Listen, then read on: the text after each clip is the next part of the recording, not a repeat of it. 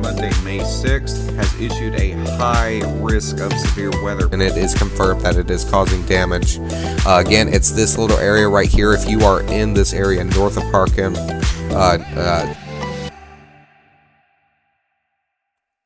Now, hello everybody, my name is Christian, welcome back to Skycast, and we're going to be discussing a few different things today, including a heat wave expected to move across portions of the United States, severe weather potential that will continue through portions of July, and Invest 93L that is currently bringing torrential rains and flooding to portions of Louisiana and Mississippi. Let's go ahead and get right into it. Now, to start things off, we are currently looking at the CPC map, the Climate Prediction Center, who has issued their 6 to 10 day temperature outlook, valid between the 22nd and the 26th. And as we can see, very significant above average temperatures expected across portions of the Mississippi and the Ohio Valley. That warmer temperature threat extends all the way up to the northeast, all the way over towards the southwest. The western coast should remain fairly cooler, but overall, a big portion of the United States is going to see above average temperatures. Even areas into Iowa, on down the Louisiana, Texas, into Tennessee, very large area, could see 60-70% above average temperatures. So pretty dangerous heat wave that is expected to unfold. Now, if we are taking a look at Pivotal Weather, this is a run based on the 23rd into the 24th, and you can see this is about evening time. This is a long-range model, so this is not going to be exact, but you can see evening hours, a lot of areas in the Central Plains reaching 100 degrees, 101 degrees in southwestern Kansas, and then a lot of other widespread areas reaching into the upper 80s, the lower 90s. If we continue this into the 24th, you can see big time heat, all those areas that are in those slightly black, that white, even those darker reds, significant temperatures. And when we add up with the dew point, the humidity, all that moisture that's going to be in the atmosphere, it's going to get really, really muggy, really, really hot quick, and it is not going to be comfortable whatsoever. Summertime is really beginning to pick up, so it's definitely recommended to stay safe, stay hydrated, stay in cool areas, and if you really do have to go out, don't stay in the heat for prolonged periods of time. Heat strokes are definitely going to be a possibility in environmental conditions like this, and it is not recommended to stay out in conditions like this. Now, with heat out of the way, I do want to go ahead and get into the severe weather threat for today.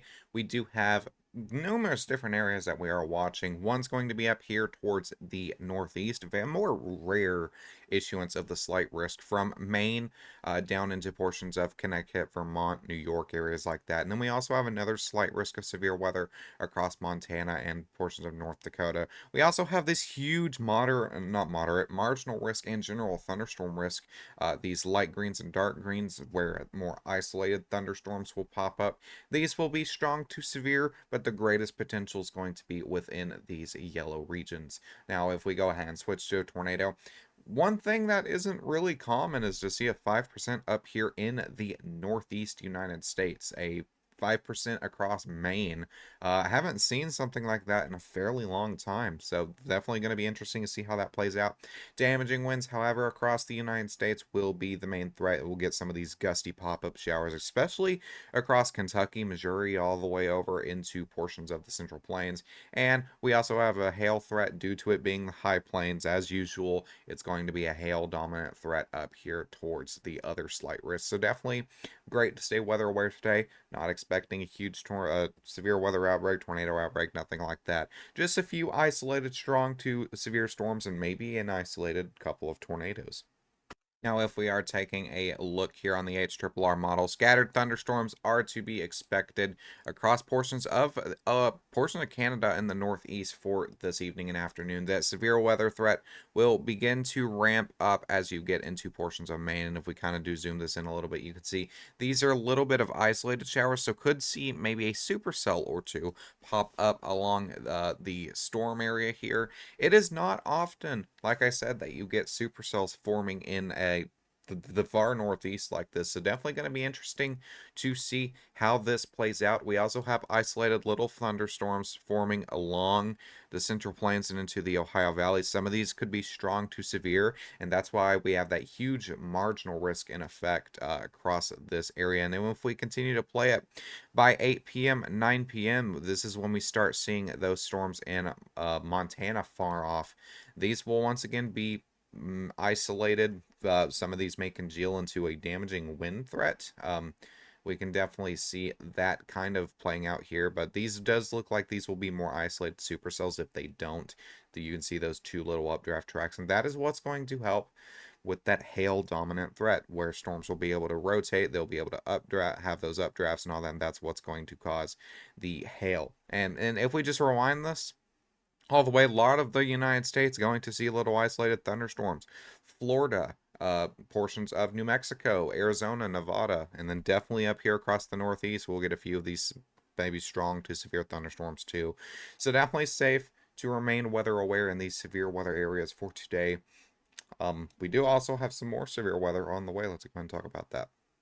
For day 2 on Friday, we do have a marginal risk of severe weather in effect. This is going to be an isolated tornado threat, but damaging winds and maybe some small hail will definitely be associated with this as well.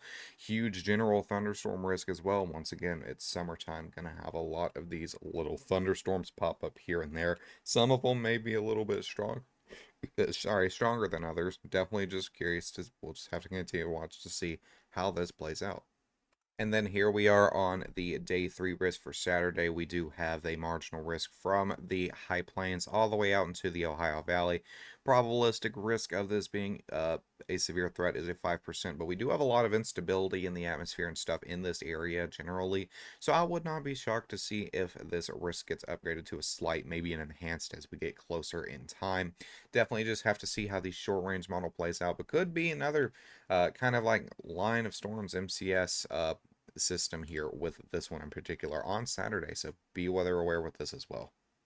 Now, if we are looking at the HRRR again, I don't know if anybody probably curious, but we do have these little thunderstorms right here around the Gulf of Mexico moving into Louisiana, Mississippi, Alabama, Florida, areas like that. And that is associated with an an actual tropical disturbance, 93L. It was expected to become some sort of tropical storm Dexter, but it remained too far north along the peninsula, and the low pressure system did not get to strengthen or anything like that. So it's really just a cluster of rain and thunderstorms across this area, but definitely going to see a bit of a flooding concern with this. Now, it won't let me full screen this for some reason, but if we are kind of looking here on Supercell WX, we have a lot of rain and thunderstorms here across the board. New Orleans, kind of seeing some isolated little thunder showers, and just areas along southern Louisiana getting in on a lot of that rain. And these will persist in moving towards the northwest and towards the west. So could see a bit more thunderstorm activity towards Lafayette, Lake Charles, Beaumont, Texas, areas like that. Not really expecting anything too significant, but a few rainfall areas of between 2 to 4 inches definitely got possible with this. So stay weather aware and get to higher ground if a warning does get issued. Besides that, that is all I have for you guys today. Thank you for choosing Skycast as your go-to weather place. My name is Christian. You can follow me on X, link in the description for accurate live time updates. Have a great day. Stay safe. I'll see you guys in the next one.